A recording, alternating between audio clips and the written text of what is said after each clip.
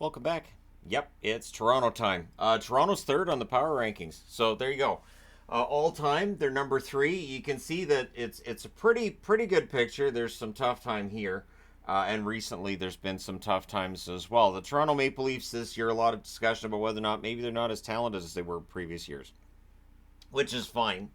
Not having as much top end talent is fine, but you have to be more defensively responsible. You have to have a goaltender that you trust. And with Toronto, there's been a lot of question marks. So while they're still seen as a team that's going to make the playoffs, I don't see any reason to think that they won't necessarily. And I understand that recently there's been some tough times, but I mean, look at this. They've been in the top row of the power rankings 98 times, second row 50 times, third row 9 times. Fourth row has not happened. So, for all of the discussions about, how I may or may not be fair, I would say the fact that their points percentage from 2017, 2018 until now is 645, which is fourth, and I have them third. I think I've been fair, but again, I do understand that people, sometimes get worked up with power rankings. Part of the reason I started doing power rankings is because I got worked up about power rankings I saw elsewhere and saying, what? The one that really frustrated me was there was a week that the Canucks went 3-0. They were playing really well, and they dropped in the power rankings I read, and they dropped below teams that were like 1 and 2 that week, and I was like, okay, I don't think I understand, and it's where when power rankings are trying to predict the coming week, and there is some of that, but yeah. Anyways, I always thought it was just kind of an overreaction to injuries. That's why I don't take injuries into consideration in terms of moving a team up or down because I think it's kind of a mess. But the Toronto Maple Leafs have been number one on the power rankings. 4 of the 7 years I've been doing them. They've reached number two on 2 of the other years. And 2019, 2020, the highest they got was fourth. But of course, all that matters with this team now is playoffs, which brings us to the top scorer over this period in time. Mitch Marner, 476 games played, 169 goals, 375 assists, 544 points. And yet, I seem to see a lot of comments about how he needs to be traded and he's overpaid. And sure, considering how much the core four get paid, I understand that Marner might be seen as the one that might be most tradable. But I also would think that of the core four, he might be the most attractive to other teams. I think he's a really good playmaker. I think if Marner got traded, you'd see Matthews' goals drop by at least a bit because Marner is a fantastic playmaker who also scores some nice highlight reel goals at times, but his passing skill is fantastic. Their top goalie over this time period, what's interesting is, of course, this morning, one of I think the first one I did, the first one I did was Carolina, and now Freddie Anderson's name gets mentioned again with Toronto. So 116 wins, 58 losses, 22 losses in extra time, a 913 save percentage. I always thought Freddie was very good. Yes, he gets injured. Yes, he's injured right now. But I thought Freddie was good. I didn't see any reason to blame him for their playoff frustrations. But you've got to direct the playoff frustration somewhere, right? So, their last playoff appearance, of course, 2023. They have not missed the playoffs in the Austin Matthews era. The last power rankings I did, January 20th, they were 14th. I believe they've moved up since then.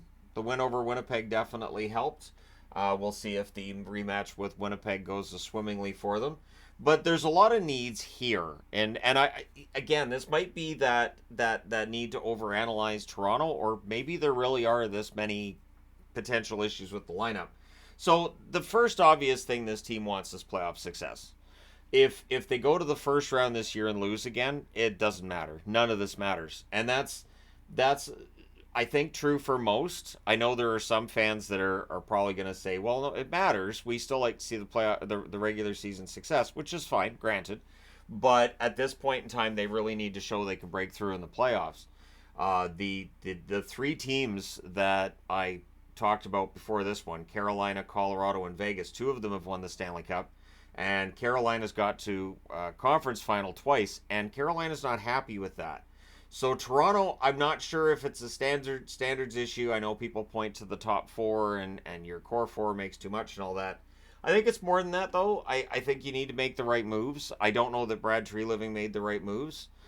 Certainly the Ryan Reeves signing that has years left on it is a head scratcher.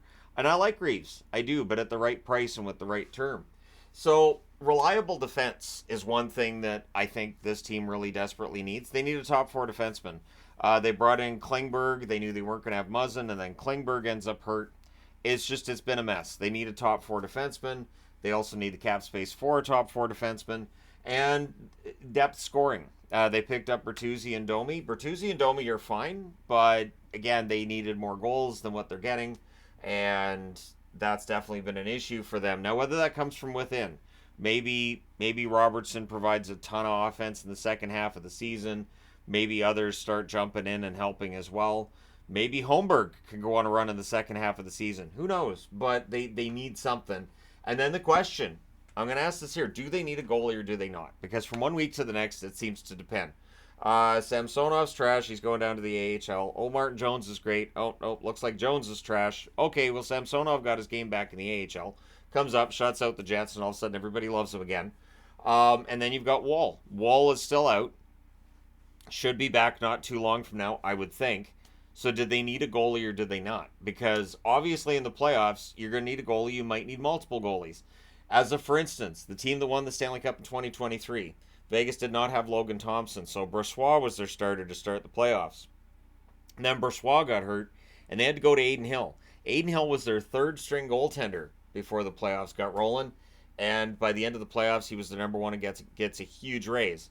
I don't know if Toronto has that same level of success in the event that Wall's hurt start the playoffs and then Samsonov gets hurt. Can Jones do what Hill did?